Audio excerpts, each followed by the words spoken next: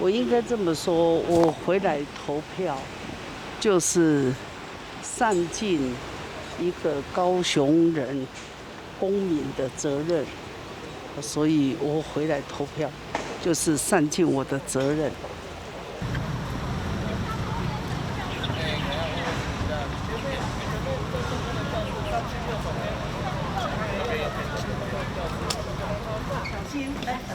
妈，小心，谢谢。小心后面。你们小心。哎，小心。不好意思，哎，你也携带。小心哦。哎，小心。小心。我要排队哈。OK， 已经。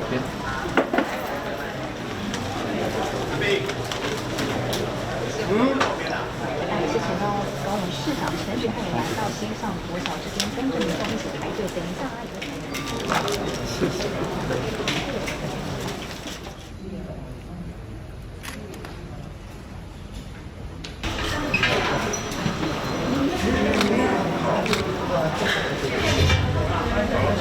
嘿。现在心情怎么样？看到昨天大游行，那么多人没有，我没有参加，但是我是在电视的画面看到，哎。只是走到最后一里路要投票，有没有觉得这一步就是心情感触，有没有跟大家分享一下？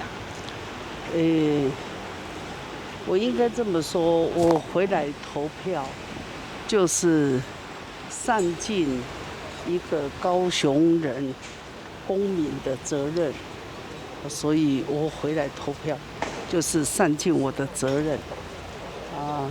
至于其他，我想我都没有意见跟评论，好吗？今天会到哪里看开票吗？会到哪里看开票吗？不会，因为电视都有直接报道嘛。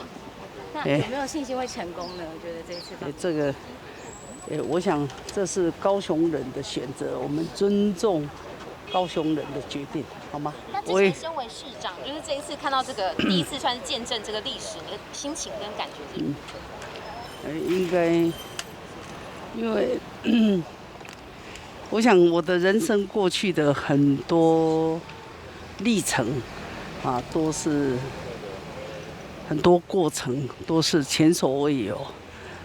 包括桥头事件、美丽岛事件，我都有幸参与。当然在这个过程，也有很多的辛苦。